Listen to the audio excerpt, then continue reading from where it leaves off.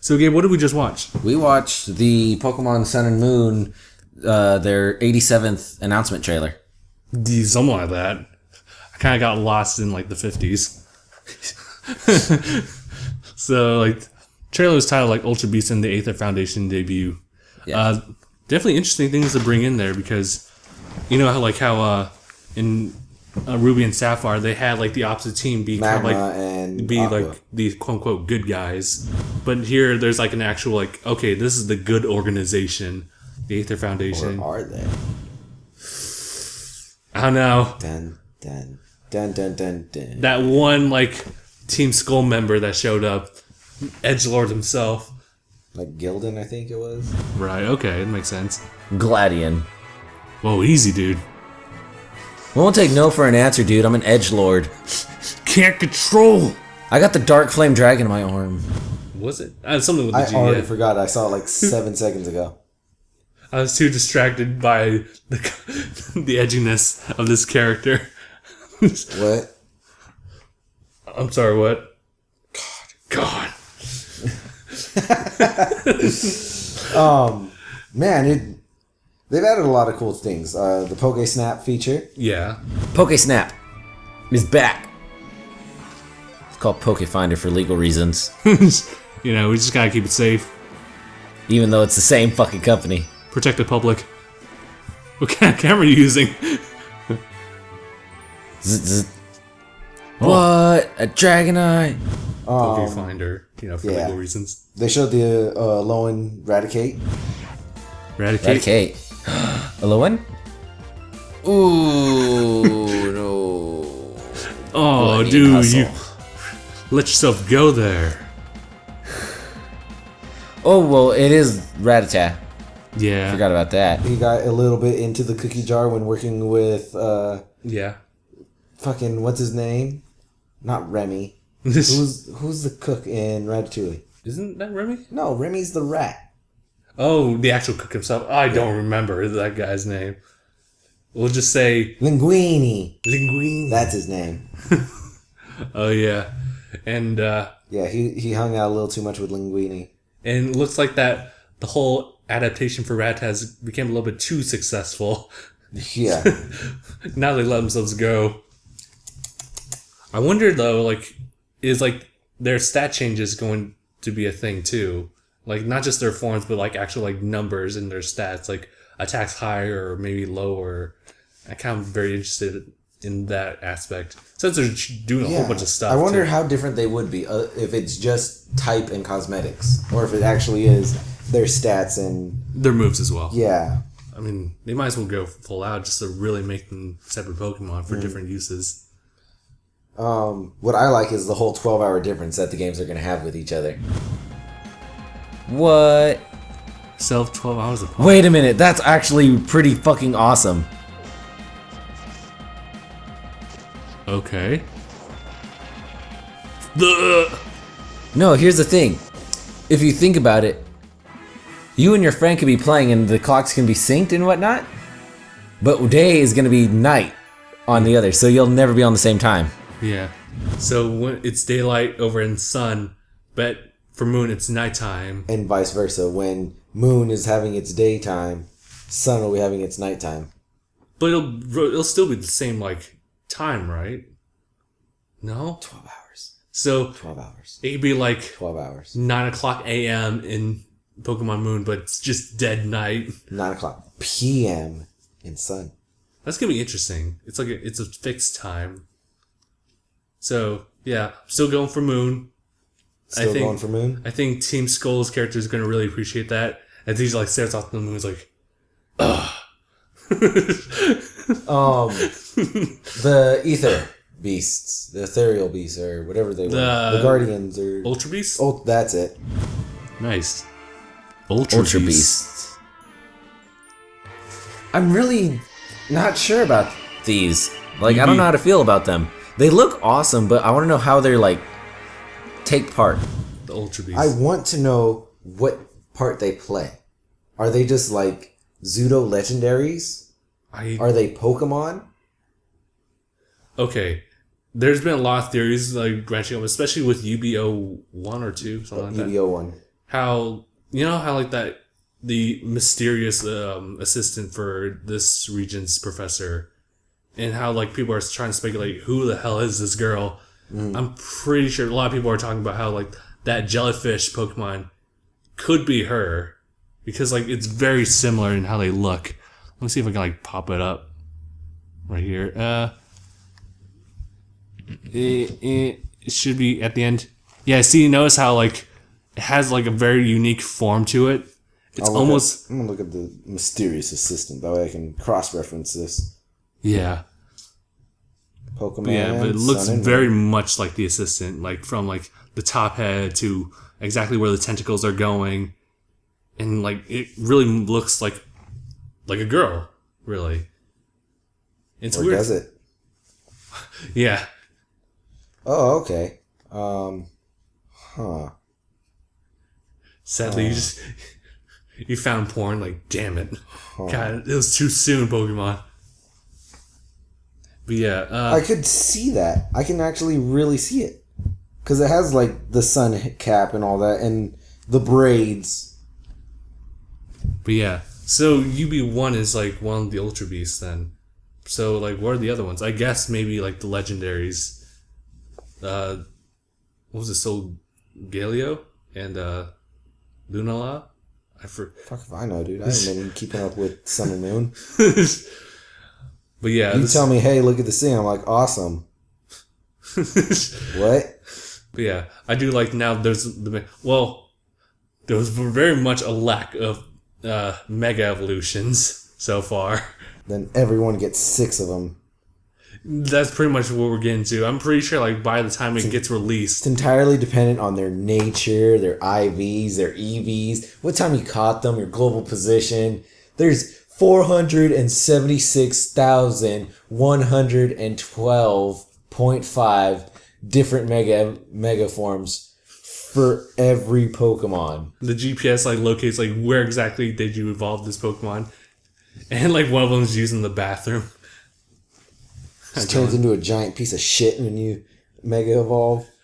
What happened to you, UB1? I don't know. I'd rather not talk about it. Unspeakable things. But yeah, one thing that they didn't mention that I saw was new for it was what's it called? The Royal Rumbles that they have, or did they announce that last time? They announced it last time. So you already talked about that in the last. We're talking about like the 4-way battle, right? That was announced a while ago. I'm not sure if we specifically we didn't talk about it actually. Okay. It was definitely a trailer for it, and there's also a couple new videos. Cool. Yeah, I like that too. Especially like with the new Z moves and stuff. They're adding so many things to Pokemon now. It's like a new like. It's not just like an additional thing like Mega Evolutions. Yeah, it's an entirely new generation of Pokemon. Yeah, there's like, oh, it's the 5th generation. That's just adding more Pokemon to it. This is adding way new features to it. New perspectives of like how you can do this. Or like Red and Blue, Diamond and Pearl. I would say that was like the first generation of Pokemon games. Yeah. And then Ruby, Sapphire. Wait. What came after Ruby and Sapphire? That's Diamond and Pearl. That was Diamond and Pearl? Okay. Yeah. Crystal and... Diamond and Crystal? Or... Diamond and Pearl. Black and White. No, before that. It was... Gold and Silver. Gold and Silver. Okay, right. That's what I was going for. Red and Blue, Red, Blue, and Green, Gold and Silver. Those were like the first generation. Mm-hmm. Like very simple. You played one, you pretty much played the other. Here's some new Pokemon. Oh, cool! That's awesome. Yeah.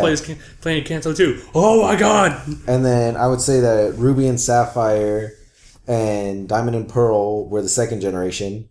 Yeah. And then. Okay. Black and White. Black and White. Black and White 2. Black and White 2, X and Y. Those were the third. Yeah. And Omega Ruby and Alpha Sapphire can also be clumped into there too. I don't really care for the remakes as like saying whatever. Okay. It's just updating it. Oh, okay, yeah. To fit that generation. Just like the introduction of new mechanics and stuff like that. Yeah. And then I would say, what came after those? It was... Well, that's pretty much it now. That was it? Yeah. Okay. So, yeah. Was Yeah, Black and White was in 3D, huh? Yeah, kind of. Yeah, Kind of. for the DS at the time. Yeah. So it had like that. Instead of being top down, it was more like that. Kind of like that, yeah. And It was more isometric. I would say, Yeah. and also like XY. And then I would say that the new generation came when they added the whole 3D appeal to it. Well, not like boom, it's popping out at you 3D, but instead of it being top down, it angled the camera. That way you can see the environment in front of you. Right. I would say that was the next generation. Now this is a whole new. It's completely different now. Yeah. Not just like how you see like the characters, not just the character models. There's also like new Pokemon and everything. Like a that. Whole new mechanic to it. There are region specific variations of a Pokemon. It kind of took what Cloud Form or Cast Bloom or something, whatever it was in the third one. Cast Form. It kind of takes what Cast Form was and gives it more sense. Yeah, okay. Because, yeah, like, there's different Pokemon that have, like, different effects. And we kind of see notes, like, here and there. Like, I don't know if you know this Pokemon, Darmanitan from 5th generation.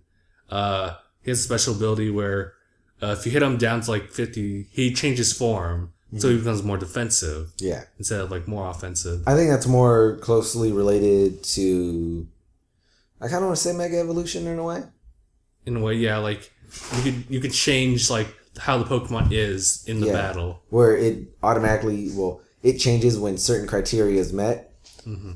I'm talking more like how Cast Form was exactly, to where, depending on where you are, it changes it. If you're in a sunny region, it turns into a sun. If you're where it's raining, it turns into a storm cloud. Mm-hmm. And all that. That makes sense, yeah. Yeah, where it changes depending on the weather. Yeah. And how these ones, because they live in an entirely different region, they have their own variations that are just stuck with them. Yeah.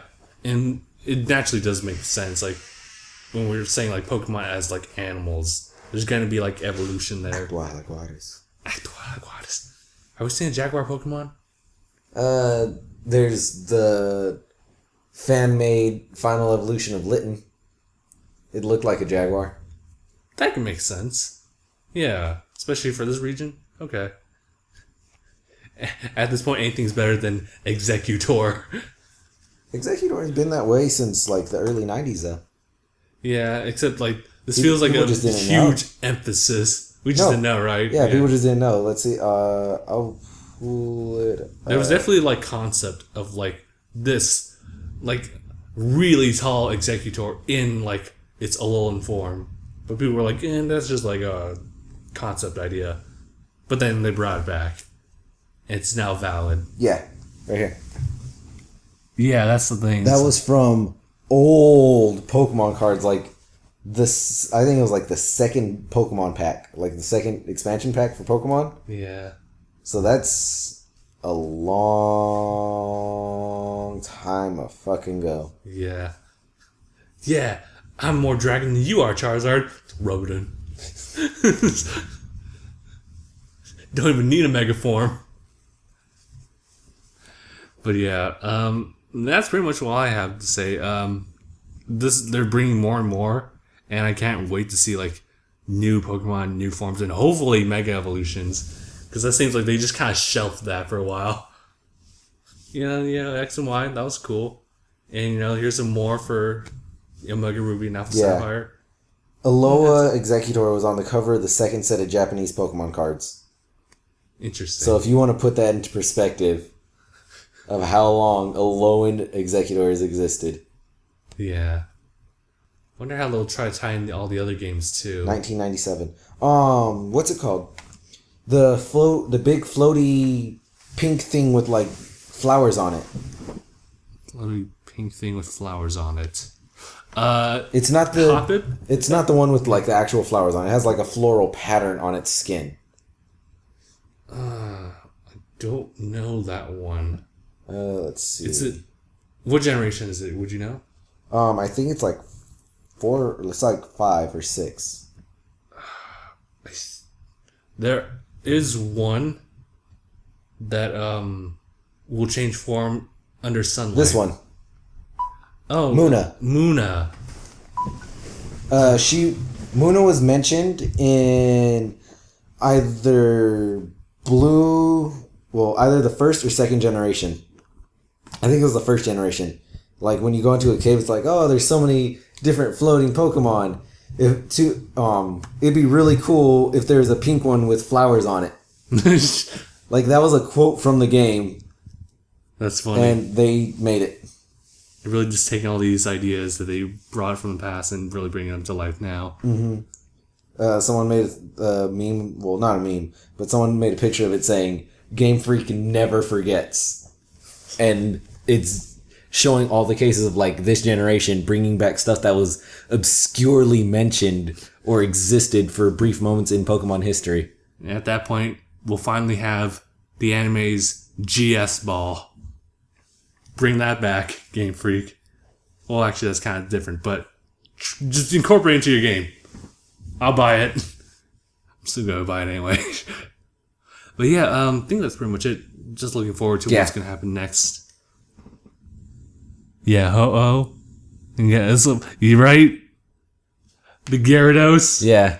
Wow. So they have Ho-Oh flying, dropping its magical sparklets of greatness. No, it's even before the actual game itself. Yeah. And then they have Slowbro using his tail to fish. They have the giant fin that Misty saw in... It was like some episode. Some beach episode. And that turned into Mega Gyarados. And now they have the freaking 1997 Pokemon Executor as Alolan Executor. And now, for this time only, we're going to make Clefairy the mascot Pokemon. Like, Bomb. Alright, but yeah, that's pretty much it. Anything else you wanted to add, Gabe? God, I can't think of anything at the moment. Alright, in that case, we'll just wait until the next trailer, because that's just coming out next week. I mean, it's gonna happen. It already came out. 2 of them. We missed them. Damn. In the time that it took us to make this, 2 more came out. Damn it. No, people, let's be smart and bring it all. Oh, so now the talking Christmas tree's gonna preach to us. Alright. Thank you guys so much for watching. We'll see you guys in the next episode. Next video. One thing I wanted to bring up. Fucking pulverizing pancake. Oh, yeah. Yeah. Not slow. Fucking Snorlax's Z move. Yeah, that's something I want to bring up. Cut that ending. The Pokemon specific Z moves. Yeah. That's actually cool. That's actually a nice thing that they're adding, because before it was just type specific. Yeah. And it was only for what? Fire, water, grass. And electricity. Something like that. Yeah. And now they're like expanding it to like certain Pokemon have this. So Alolan Raichu and Alolan Z evolved Munchlax. Mm-hmm. Oh, I think it's for the pre-order. Right. It's just like the item, right? Yeah. Just Snorly and... You have to evolve Munchlax while holding Snorlium Z. Huh. Does it... I feel like it evolved... No, wait, that's for the breeding part. Okay, yeah, in that case, if it holds that, then okay. I thought it was just like, once you evolve it, just like tag it on it. It's kind of like their XY or Mega form, if they had one, where they hold the item, allows them to Mega Evolve, and that's that. But now it's just Z move. That's what you get to use once per battle. Yeah. You use it to fuck up the champion when you have your last Pokemon. He's on his last Pokemon. You have that 1 hit point left. You're like, fuck it all. Pulverizing pancake. Like, oh. I feel bad. I feel as though I'm gonna get a lot of "oh, you're sick" type deal. What? But the female character in the game is really cute. She's adorable. Oh, you mean like the protagonist? Yeah. Yeah. She's like adorable. She's adorable. She's the most adorable like female protagonist that anyone will ever play. Especially in the preview that they had for Snorlax's thing. She's standing on his belly doing the little thing. Yeah. Whatever Nolan said like in that video. Just like threw me for a loop. It's like she's so adorable. She reminds me of a chicken. I'm like, oh, what? Remember, because her hat is so weird. Is it? Yeah. We saw it a second ago, but I don't remember what it looked like. It's just like the weirdest of all, like, of the protagonist hats. Because it doesn't really seem like much of a hat. Well, as far as like, you wear it everywhere. It's more of a festive thing, I would say. Oh my god, it is. It's freaking the coral that SpongeBob ate. Oh. When he was a great pioneer. Yeah.